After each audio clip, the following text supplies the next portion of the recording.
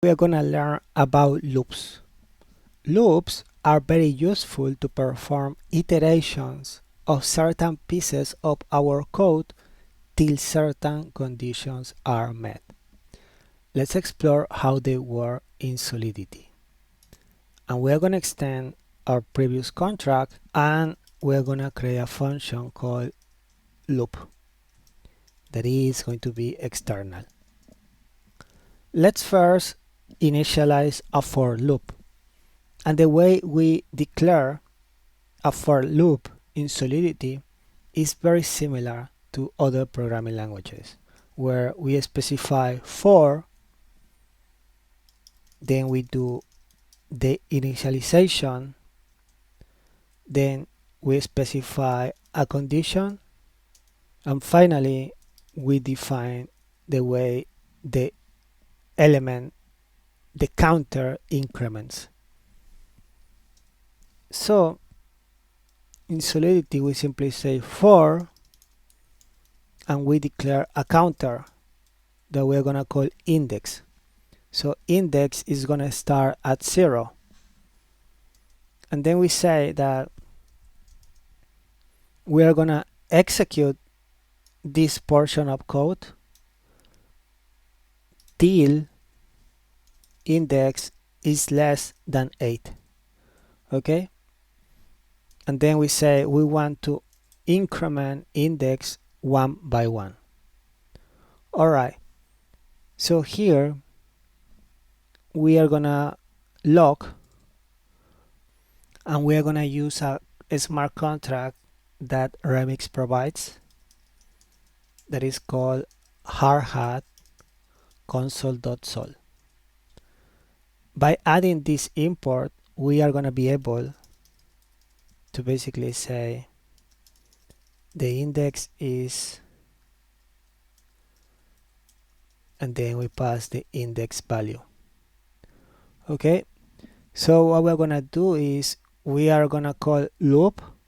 The loop function is gonna trigger this for loop, and then we're gonna be logging the value of the variable index, and let's see how it is increasing, because here we are increasing 1 by 1 by doing index plus plus. Okay, let's test. We deploy the contract, and now we call loop. Okay, and as you can see, we are logging the index value. So the first time it starts in 0, it increases 1 by 1, and when the value is 7, it's gonna execute for the last time. But notice once the value is 8, it's not gonna be executed anymore, because index, let's say the value equals to 8, 8 is less than 8, that's false. So because that condition is not true, the execution of the loop stops. Now let's add a bit more of logic. What we're gonna do here is we're gonna add an if, and we are gonna say if index is 2, we simply say console.log index is 2. And here we're gonna introduce a keyword called continue. Okay, continue, what essentially is gonna do is gonna jump to the next cycle. So for instance, if I have a console log here called, let's say, after index equals 2,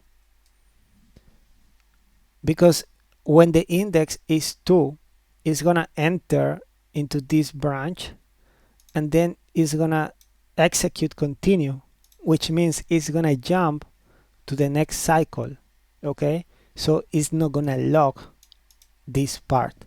However, when the value is, let's say, 1, it's not gonna enter here, so it's just gonna log this part.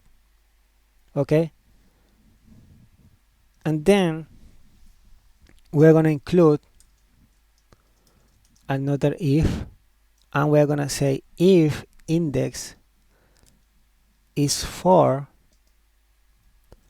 let's log index is 4. But here what we're gonna do, we are gonna call the keyword break, and that means that the execution of the for loop is gonna end because break. Okay, so we're gonna basically exit of this loop. But let's add a lock here, and we're gonna call it end of the loop. So the expectation here is that when index is 0, 1, 2, and 3, it's gonna be logging this.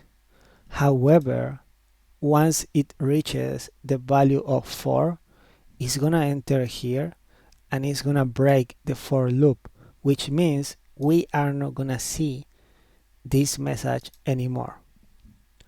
Okay, so let's test this example. Let's deploy the contract, and now let's call loop. Okay, let's analyze the results. The first log, the index is 0 when we execute the first time. Then it doesn't enter here because it's 0. It goes straight to this one, and then it doesn't enter here, so it goes directly to the end of the loop. Then we enter when index is 1 again this part, and again the end of the loop. However, when the index is 2, as you can see, we enter here and we say index is 2. Okay, but because we are executing continue, the rest of the code is skipped. So we jump to the next cycle, and as you can see, after index is 2, we simply go to this part. The index is 3. Then we skip this part, we log again this, and the end of the loop. However, when the index is 4, as you can see, we don't enter here, we execute this part, but now we enter into this branch, and here we log the index is 4, but we break by using the break keyword, and immediately we are going out of the loop. So even when the condition says that the loop should run when index is less than 8, because of this condition and the break, we are basically exiting the for loop.